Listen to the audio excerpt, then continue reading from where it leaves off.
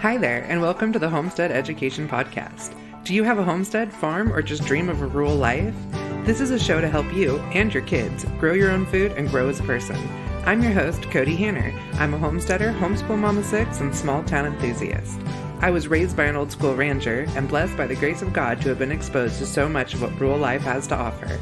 Join me every week to talk about homesteading, homeschooling, and growth with a homestead education. Hey guys, and welcome to the Homestead Education Podcast.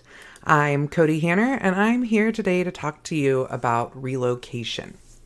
So yes, just me here today. And the reason I felt like relocation was the best topic for right now is because it's that time of year. Like, kids are getting out of school for the year. It's good weather. People are starting to be able to travel to look at new properties. They are wanting to move over the summer while the kids aren't in school. So it's a really busy time. I mean, I'll get into my time as a realtor a little bit later, but I actually ran into my old broker at the grocery store yesterday, and he said the faucet is turned on. So I knew that this was just the best time to come on and really talk to you guys about relocation, as both a homesteader and as a realtor, and as somebody who has relocated a few times. So relocation is, it can be down the street, it could be across the country, and basically it's more than just a normal move. It's moving to a new place that you have to refigure out how to have everyday life. And it can be a huge positive. Especially if you're frustrated with your everyday life. I know that this is a big move with the new homestead movement, is that I say we because it's a collective feeling. We're tired with what life has become. We're tired of being consumers. We're tired of not having a connection with our food and with the earth and with our communities. And so people are moving in droves to rural locations. And with that, there's a learning curve. Whether you're moving from one rural location to another rural location, or if you're moving from a suburban or urban location to a rural location, there's always going to be a learning curve with that. And so I want to be able to provide you guys with some information, some insight, and some of my experiences. First off, my husband and I are both from Northern California. I have shared that a few times, but we're kind of starting our journey over again for this conversation. I at one point relocated from my home in Northern California to another location in Northern California. So a lot of life was the same, but for me, I was doing it as a single mom to start going to college. And I moved like 3 or 4 hours away from my entire family with, at the time, 14-month-old twins by myself to be able to start this new journey in my life. And so I was having to learn how to go to school at a new college, live in a new community, shop at a new grocery store, have my kids at a new daycare, and doing it all without any help. And so that was probably my hardest relocation. The others I was able to do with my husband, who I met after college.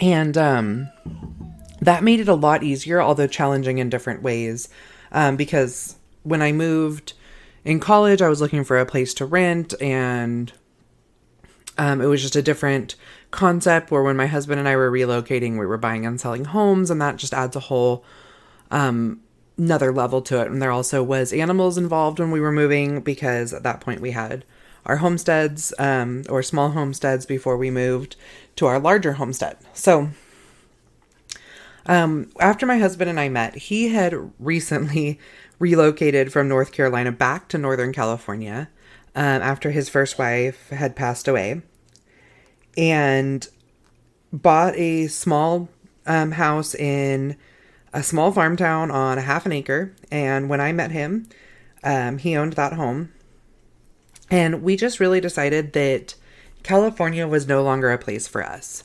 We looked at some properties in the small farm town that we were in. And I mean, for our price range, we were just really disappointed because we wanted to get a farm. We wanted something a little bigger than what we had. And I mean, even just 5-acre properties, I mean, it would have taken every penny we had. And I would have to work twice as many hours for a house that was literally falling apart. And I mean, that was just really, really disappointing for us. And I think that that's a story that a lot of people can tell right now. That they're ready for something more, and they look at the rural communities outside of their suburban communities where they're working or their kids are going to school and stuff, and they are beyond disappointed with the prices of houses and land. I mean, it's not even possible to get a small house on a small piece of property. I mean, even a half an acre or something that isn't, I mean, extravagant, 200,000, 300,000 plus. And that's, I mean, really ridiculous for starter homes for young families. So at that point, that's when my husband and I decided it was time to start looking outside of California. And we visited his dad up in Oregon, which is where his dad had lived since my husband was about 10 years old. And my husband had lived there on and off throughout high school and early adulthood. So we went up to visit, and my husband just took me for a drive around the community just to show me what it looked like where he'd gone to high school and stuff. And it was really beautiful, and it was an adventure. Like, when we went, it was January. It was like New Year's Eve. And oh my gosh, there was probably 3 feet of snow. And, living in Northern California, even though we had snow in the mountains and occasionally snow in town, I was not used to 3 feet of snow. But it felt rural. It felt like an adventure. And where we were, it was, in the high desert. And I mean, it's just stunningly beautiful. We had to drive over to Portland for his dad to go to a appointment at the VA hospital. And I mean, just the views of going over the mountains, I was just astonished that I had never really seen that before, even though I felt like I had done a lot of travels. And that's when I kind of realized I was ready for our next big adventure. And I always kind of joke that my husband and I are gypsies, because we're always on the move, always wanting to try something new, always on the go. And so we love to travel. And I mean, it definitely, with our last move, we decided that we can't really be physical gypsies anymore, because we love our homestead and we want to really build it up. And we do have one of those places that you don't need a vacation from. I think they call them staycations, because you're so happy with where you live. But we still have that constant itch. And that's where our businesses come into play. That's where we volunteer with the community. We still try to travel a lot. And that's where we kind of get to enjoy our gypsy blood a little. But anyways, back to Oregon. We talked about it while we were there. We went and looked at this house that, oh my gosh, I swear it was like something out of Sunset magazine. Beautiful old chalet style home. Oh, I say old. It looked old in the aesthetic way. It wasn't an old house. It was probably maybe only 10 years old. But it had that old look. We actually, it was, all stone tile, stone in the shower. The property was beautiful, had a barn on it, 5 acres, and we could literally afford it for the same price we were paying for a mortgage for a rundown old farmhouse in California. I mean, it blew my mind. I didn't even realize that was an option. And I knew that I always had this like desire in my soul to travel and to get out of California. And I mean, I loved California. It was beautiful. There was so much to do, so many opportunities as far as work, but the life there just isn't the life that it was even when I was a kid. And I mean, I'm getting up there in age, but I am not that old. So it's really changed quickly. So we actually put in an offer on that house right then and there. We hadn't even talked to our kids, the rest of the family, nothing. But we knew it was right for us. We knew it was the right move. Now, my husband's a VA, or, he's a veteran. So we have to buy everything via VA loan, which that never happens quickly. That's a pain in the butt. But we went home and we told our kids, and they were so excited. I mean, we like sat down with the big screen TV and hooked up our phones and flipped through all the pictures of the new house, and they were over the moon, so excited. So we finished some remodels on my husband's house that he owned. I put in my notice at my job because I knew that I could get the remodels done quicker being home than if I was still working all the time.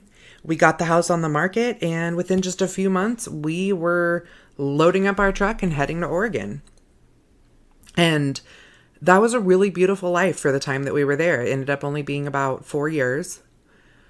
The kids, that's when we decided to start homeschooling. Some of you know our story about that's when my husband got his diagnosis of liver disease, and we had to start making some changes, which that led to our desire to live somewhere other than where we were. We loved the hunting that there was in Oregon. We had some really great friends there. We had so many wonderful adventures because, I mean, we could just walk, we could drive a half hour from our house and there were lakes and hiking trails. I mean, we used to just go hike down the Pacific Crest Trail because it was less than an hour drive from our house, and we could drive on a back road right up to it and walk down to these beautiful mountain lakes that most people only get to see if they do the entire Pacific Crest Trail.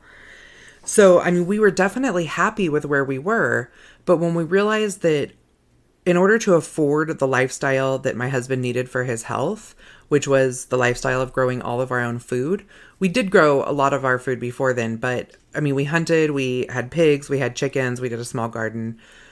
But I realized that in order to feed our family of 8, with the kids being homeschooled now, so they're home eating all the time, we needed to be able to have a full garden. I mean, we needed not just a garden. We needed to be able to grow all of our own food or have access to farm fresh foods for the things that we couldn't grow ourselves.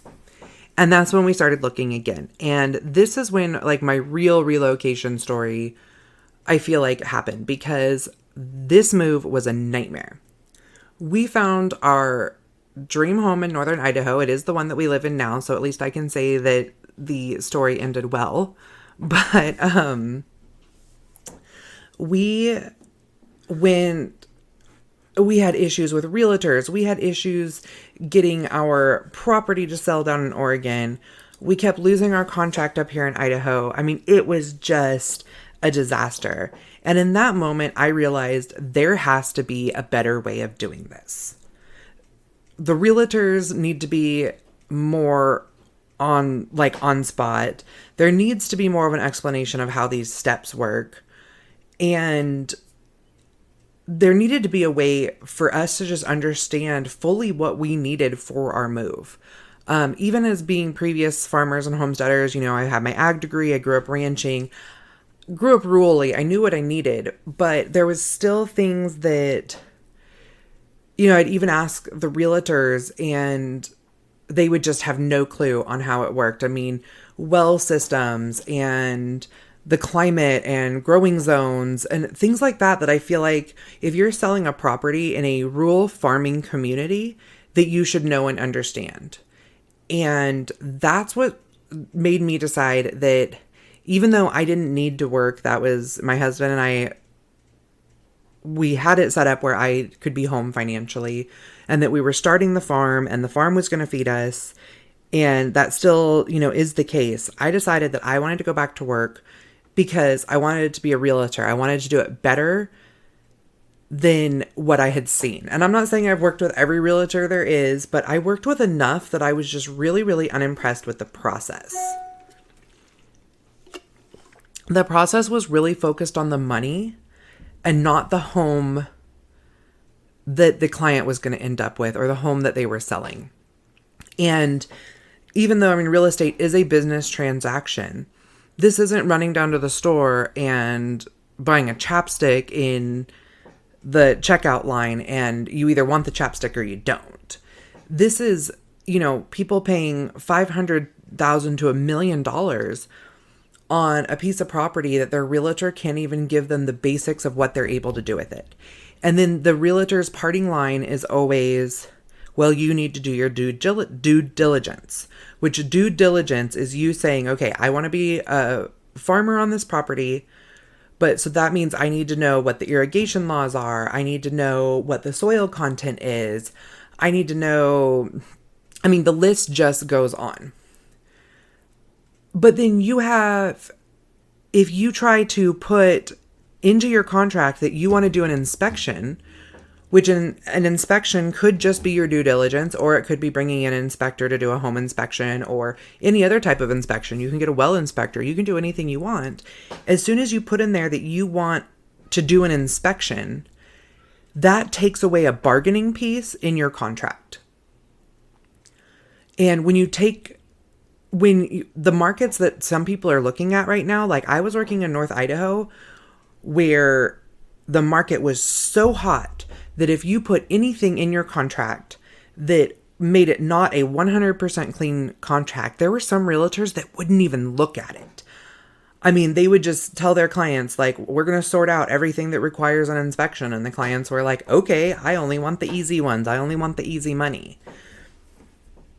Now, on the flip side, the realtor has to consider that they have some liabilities and stuff. So if the realtor is sitting there trying to tell you, what the soil content is, and they have no clue what the soil content is, that could put them into a situation where if they're like, oh yeah, you can farm this, no problem at all. But turns out the reason it was able to be farmed is because they were putting thousands of dollars into fertilizer into the soil every year. That could be some implications for the realtor possibly as well, like a civil suit. And maybe not necessarily, but it puts the realtor out there, makes them put their neck out. And that's the part that really bothered me, is there wasn't a way that there was like this quick guide for people that were trying to buy land and needed to be able to have quick answers to all the things that they needed to know as homesteaders or moving to a new rural community. They couldn't put an inspection clause into their contract to buy a home, and their realtor couldn't give them an answer, and the realtor's pushing them to put in an offer quick. And honestly, when my time as a realtor, I had to push people to put in an offer quick because these are people I had worked with for a long time. I knew what they wanted, and if I found what they wanted, I knew how fast the market was and how quickly we needed to move to potentially get them into this property that I knew that they wanted. But then these questions would come up. And like I said, there was no quick answers. And even the practices that I put into place as a realtor, there's still some things that there are just no quick answers. I mean, I'm going to give an example of one. It's called a perk test. And a perk test is a percolation test of land to find out how fast the water drains through the dirt at a certain depth to know whether or not you can put a septic tank on that property and if the leach line will filter out the water and stuff like that in a timely manner. With a perk test, if there's not already a perk test in place, sometimes that can take weeks to get a perk test. So if you put in an offer on a piece of raw land, like a vacant land, nothing on it, but you want to make sure that the property perks because it's near a lake or a river or something, which when there's water nearby, it perks slower, or certain waters, you can't have a septic tank a certain distance from waters because obviously there can be contamination issues. So when people go to buy this piece of land, they're like, well, is it going to perk? That's a pretty big answer that they need to know whether or not they can build a home and put a septic tank on this property. And for those of you who don't know what a septic tank is, some in municipal communities, like, towns and small neighborhoods and stuff, there's sewer lines. Well, in the country, you can't have a sewer line running to every single property. It would be totally impossible. So a septic tank is a large tank that all the water from, toilets and showers and sinks and everything runs into. Now that tank, I think is about, I think they're like 3,000 gallons. I can't remember exactly. But they obviously fill up with water, but then all the solid waste floats to the bottom. And as they fill up with water, that water will drain off the top, and that's the leach line. And so, people will kind of joke like, oh, the best grass in my yard is by the leach line because there's always water there. But that water is like the gray water. It's generally not contaminated, but it's leaching through the dirt, so any contaminants are being pulled out and stuff. So, may not want to grow your garden there, or heck, you might want to. I hear of some people who use compost toilets for really great gardens, but I think that's a whole nother conversation. Maybe I should get somebody on here, a guest on the podcast, to explain how human compost toilets work. But I digress. Anyways, I feel like that was a lot of information, but I also feel like it's information that people just don't have that explained to them all the time. And then they go out and they try to buy raw land, and they end up in a situation where they try to put an offer in. They want to know if it's going to perk. So they put the perk test in. They want to see the perk test done in the contract. Well, then it might take a month for the perk test to happen. But people that are selling raw land, usually raw land is a cash sale. So they're trying to push that to close faster. They don't want to wait the amount of time that it takes for a perk test to go through. Plus, a perk test can be like $1,000 or $1,500. Who's paying for that? And sometimes it's the landowner, sometimes it's the buyer. Sometimes that's part of the contract that they're splitting it or something. But all these things are going to hold up a sale or make a sale really complicated. And if you don't understand like the importance of it or how it really works, that can be a really confusing process. Like, why do I just have to pay $1,500 for somebody to come dig a hole out on my property or my potential property? And now I'm not even going to be able to, I may not even be able to buy this property because of this like perk test that I don't even know what a perk test is. I could see that being an incredibly frustrating situation. I haven't been on the buyer side of that, but I've been on the realtor side, and it's really hard and it's really frustrating for people who don't understand these concepts. And I'm having to tell them that, yeah, you're going to have to pay $1,500 to know if you can get a septic, or you have to buy this property and hope you can get a septic. And that's not fair either. So again, kind of like circling back to why this is an important conversation for homesteaders. Now, anybody who's buying raw land, whether they're a homesteader or not, needs to know if the property is going to perk. But as homesteaders, we kind of start going into this area where we want to do things ourselves. We want to save money. Everybody wants to save money, but as a whole, homesteaders are a pretty frugal bunch. And so it's not cookie cutter. Like, you don't just go, like, it's not like every house in the neighborhood has the same specifications. You move to a rural location and there are not 2 houses, 2 properties, nothing that is the same. And it makes for a really big difference. It makes it really hard to compare prices. It makes it really hard to compare the amenities on properties, and it can be really overwhelming. Like, I remember when we were looking for our property in Idaho, oh my gosh, it was 40 acres of hilly land versus 30 acres of flat land versus the bigger house, the smaller house, the nicer house, the bigger barn. One has a well, one's on community water. And just nothing was exactly the same. And I'd have to go home at night after looking at properties and compare all of these properties to each other, that there was nothing that was alike about them. So it all had to go on gut feeling, what I knew that we wanted from our homestead. There was even things like one of the properties we looked at had a milk room. And I was like, well, that's really cool. And my husband's like, we don't have dairy animals. And I was like, I know, but we might want to, or we might want to let someone borrow it, or we could use that milk room for meat processing because it's a very sterile environment, or set up to be a sterile environment. And we kind of hemmed and hawed about it. Well, of course, I'm happy with the property we ended up with, but we have 4 dairy cows now and no milk room. So definitely have an idea of what you want to do, but it's going to change. So you also want to find properties that have certain necessities that you need. So, or, the ability to have those necessities met later. So like the barn we have now, it's a very simple barn. It's got a gravel floor. It's an open floor plan, but it has power and water in it. That right there makes it where I can expand on it. I can build the milk room. I can, I can turn it into a farrowing barn for pigs. I mean, I have all those options to do whatever it is that I want to do with it, even though it isn't 100% set up the way I want it. So that's something that you can consider. Now, I mentioned before moving from suburban to rural communities. Rural people have traditions, and they can be very different from suburban communities. There's things about what community things you stay out of, meaning, like kind of minding your own business type stuff. And I'm not even trying to be a jerk about that.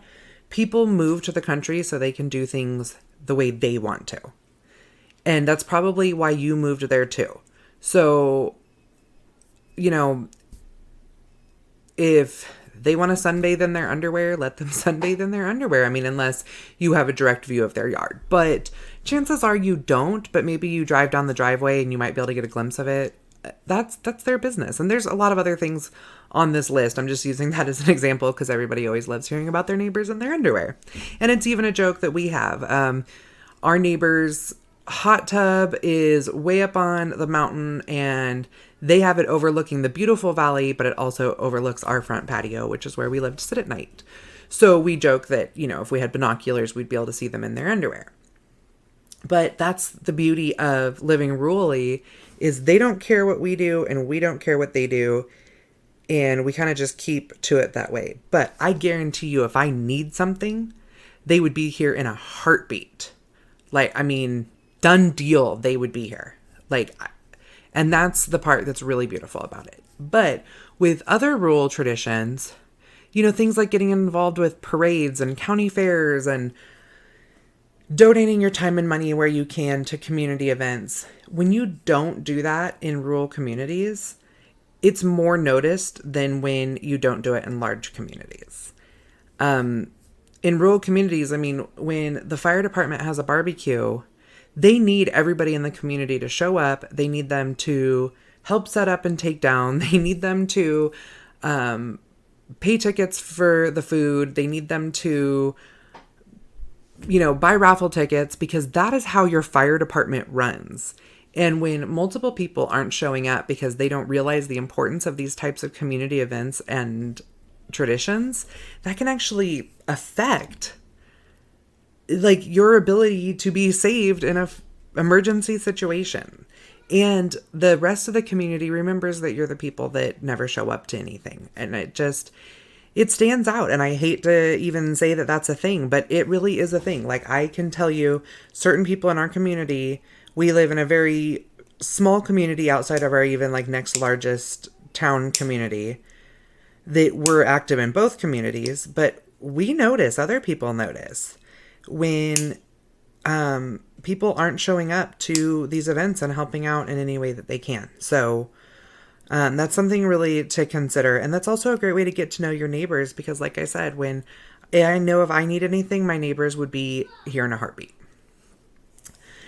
So there's some things that you probably don't even think about when you're looking at relocation. One of them is medical services are not the same. Emergency services are not the same as they are in suburban and municipal communities. For an example, like I was just talking about the fire department fundraising, these are volunteer fire departments. Most rural fire departments are volunteer. There's nobody getting paid to run that department, or possibly maybe just the chief is getting paid, or maybe an administrative assistant. But all the guys that would show up at your house if you had a fire or a medical emergency are volunteer guys. Guys that just go and train, maybe once or twice a month, and then they have their shifts, or they show up when they can. My husband's on the volunteer fire department. They have training every week.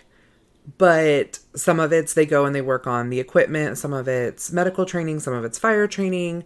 And they make it when they can. They get that this is a small community, and that my husband's also a baseball coach and a 4-H leader. And he can't always make it to every training. But he shows up to every fire call that he can. If he's in town, he shows up to the fire call. Because sometimes he is the only person showing up. And remember that when you think about these guys. Another one is ambulances. Sometimes those are 45 minutes out. This is one where you want to make sure that you have life flight insurance. Usually that's about $100 a year for a family and could save you $80,000 if you need to be life flighted out. So there's not one single place that I can give you like a link to go look up life flight insurance, because it's usually a regional thing. So you'll just have to look up life flight insurance for your town or county or something. Well water. There is not community water in a lot of locations. In some locations there are, because the water is so deep. I actually live in a community where a lot of the wells are 700 feet deep, which is just insanely deep and costs so much to drill. So even the wells that are here that are 700 feet deep they were drilled, 20, 50 years ago before they cost what they cost now. And so there's community water districts where there's a spring coming off a mountain or something. It gets put into wells or tanks, and then that water is pumped out. I'm sure in a lot of like Midwestern communities, when you see the water tanks over town or water towers, that water is pumped up in there, and then it's gravity fed back out to the community. But a lot of people have to have wells, and wells are expensive to drill. If you buy a property that already has a well on it, there's maintenance, there's upkeep, there's treatment of the water. Sometimes the water needs to have bacteria killed in it. Sometimes the water needs to have salt added to it because it's a hard water. There's a lot of things that need to happen that isn't just you buy a house or build a house and there's water there. Another one is there's other municipal services that aren't standard. Garbage service. There is not residential garbage service in my county, meaning that, I think in town there might be, like in city limits, but outside of city limits, it's not like you just put your garbage can at the end of the road and a truck comes and gets it once a week. That is not an option. You have to load up your own trash and take it to the dump. Now, we have several transfer stations, which are not like the landfill. It's like large dumpsters that you can drive up to and just drop off your trash. And it's free for any residents in the county. Now, for us, because we have a business and a farm, we go through a lot of trash here.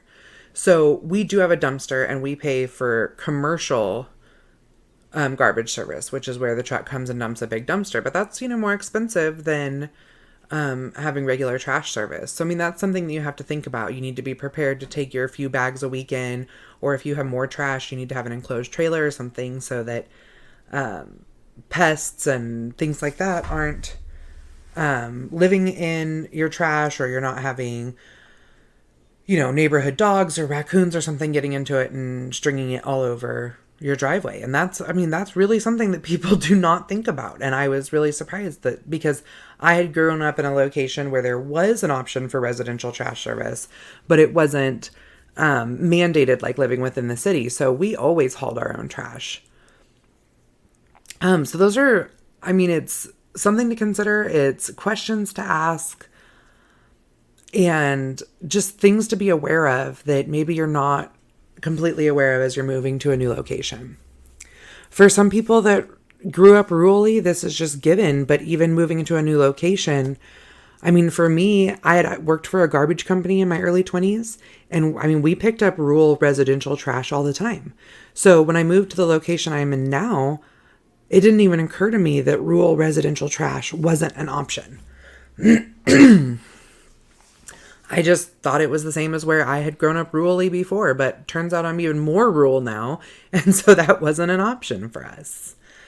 When I was working in real estate, many of my clients were moving from suburban areas to rural areas for the first time and just had no clue about pretty much everything. And I'm not even saying that in an insulting way.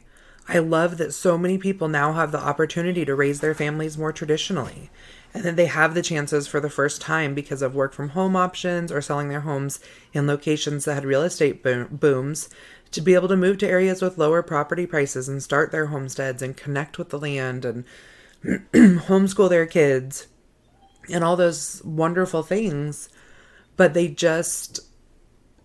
have no clue. And I guess I'm going to repeat that is not an insult. It is, in some cases, just a fact. There are people who do know, but there's some that don't. And it's not because of anything they've done wrong. They just, when you don't know, you don't know. I mean, I think I would move to the city and have no clue, like, on proper etiquette for, like mass transit and stuff like that, because I literally have no clue. I was traveling recently, and I was told by somebody I had to get an Uber to get to where I was going, and I had no clue how to get an Uber. And I mean, at first they laughed at me, and then I was like, there is no Uber where I live. There's no Uber in the big towns near where I live. Like, Uber is not a thing. And so somebody else actually ended up calling me an Uber, or I guess you don't even call for an Uber. You do it through an app. I couldn't even wrap my brain around that. Because the last time I had called a taxi, I actually had to call a taxi. There was no app. And so somebody got me an Uber, and I was able to get where I needed to go, which was a huge relief because I was traveling with my daughter, and we had like 7 large suitcases because we were heading to a conference, and I needed to get to my rental car across town. And I was like, how am I going to fit all of this luggage into just somebody's car? And the guy explained to me that he could actually get me an Uber with somebody who had a van or an SUV that would fit all my luggage. But I had no clue how that worked. So this is a legitimate thing. I mean, I now have the Uber app, and I've used it a couple times in my travels. But so I would not be insulted if somebody was like, yeah, you have no clue how to do an Uber, because I had no clue. Now, during my time as a realtor, I found that there were very similar and frustrating situations that almost everybody came across.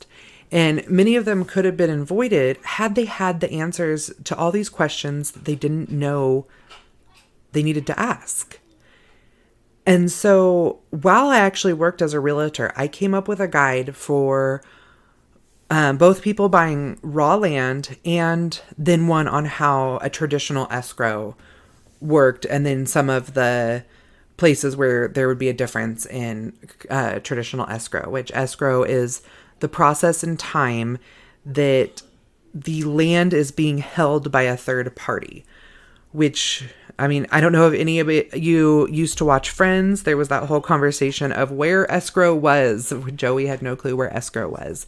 And so Chandler was going to explain it to him, and Chandler didn't know how to explain it to him. And then even during my time working in real estate, I did not have the exact definition of what escrow was. I knew how escrow worked, but what escrow was until recently when I was putting together information on relocation for you guys. I finally Googled it, and it's that the land is being held by a third party while certain legal proceedings happen, and it's not released until that proceeding has completed, such as a purchase agreement. So what it is the title company or an attorney or somebody will actually hold the title to that land while we wait for the purchase to go through. And once the purchase goes through, then they release that title.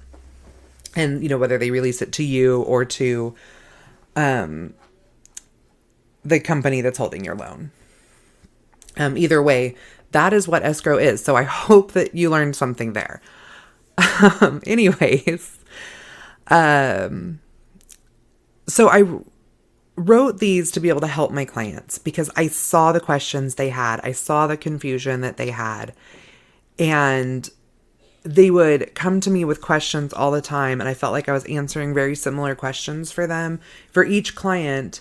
But then sometimes the same question for the same client, because when they started looking at properties and they had 10 different properties they were looking at, and they were trying to compare this non-cookie cutter situation from one property to the next, they'd have the same questions for each of the 10 pieces of property that they were considering. So I came up with these guides to help them. But what I have done recently is I created 2 guides for you guys. One is a completely free guide to buying raw land. And it walks you through all the steps of buying a property, a raw land piece of property, to save you as much money and as much heartache as possible. It also comes with a worksheet to be able to compare all these different properties to each other and the steps that you need to go through to make sure that you're going to have a perk test, a septic, power, water, that the soil is usable, all those things that you need to know and take notes of before deciding which property you're going to buy, in case you end up in one of those markets where you can't run all of your due diligence like you'd like. This is going to help you make those decisions. Even if you have a month to decide which ones you want to buy, that's almost worse, because then you don't go off of gut feeling. You are going to research every single piece. This is going to help you do that. This is also going to help you before you go in to talk to a realtor to be able to have a realistic idea of how much land you need. As I will tell you right now that 1 usable acre is worth 10 unusable acres. So keep that in mind. Everybody has this idea that they're going to buy 10 acres or 100 acres or whatever it is in their head. Decide what you want to do with that land before you ever pick up the phone and call your first realtor. Or maybe you use an app these days, similar to an Uber. I don't know. But I think you do. Everybody uses Zillow. Although Zillow doesn't work in some parts of the country, like Idaho, because Idaho is a non-disclosure state, meaning we don't have to turn in how much we pay for our properties. And so therefore, it's not going to reflect the same on Zillow as other parts of the country. Kind of on a side note there. Now, another book that I created, it is an ebook called The Homesteader's Guide to Relocating. And it has everything you need to know about relocating to a rural area. It has the things to look for, how to get acclimated, what your new property needs to start a homestead. Similar but way more in-depth worksheets that come with the raw land. And a relocation chart that breaks down all the laws for homestead favorability and homeschool leniency. And it has a easy to follow color-coded system for understanding food freedoms, climate, rainfall, and so much more. Additionally, every icon on this chart can be clicked on so that you can read the full law. So even if you don't plan on running a dairy, did you know that it's illegal to buy raw milk in some states? I mean, part of our food freedoms, part of what we want in becoming homesteaders and moving and living off the land and creating the best food for our families, one of them is raw milk. And you can't even buy it legally in some states. So unless you're planning on raising a cow, you may not have access to these beautiful, healthy, free foods. So make sure that the state that you're considering meets all of your needs. And you can do this with this guide that is only $27. And it has all of the printouts that you need. It has, when I say that there's all these different questions that you need to have answered quick, this guide has links to all of them. You can find out the soil composition in your area. You can find out what the growing zones are, everything. And it's broken down by state, and then also teaches you how to find that information for each region within your state, as well as like I said, the worksheets that you need to be able to compare multiple properties beyond just how many bedrooms they have and what you actually need to be a homesteader. So again, that is only $27. I mean, that is less than it's going to cost you to sit down for a long lunch with your realtor to try to get answers to all of these questions. So I'm going to link all this in the show notes. Go check out this guide. And if you have any questions, go ahead and reach out to me, because I love educating and I want to be able to help you guys find your dream homestead. Thank you for joining me today at the Homestead Education, and I hope that I have given you something to think about this week. To help others find me, please comment and leave a review on your favorite podcast player. You can also follow me on Facebook at the Homestead Education and Instagram at homestead_education. Do you have questions that you would like answered or just want to say hi? Please email me at hello@thehomesteadeducation.com. Until next time, keep growing.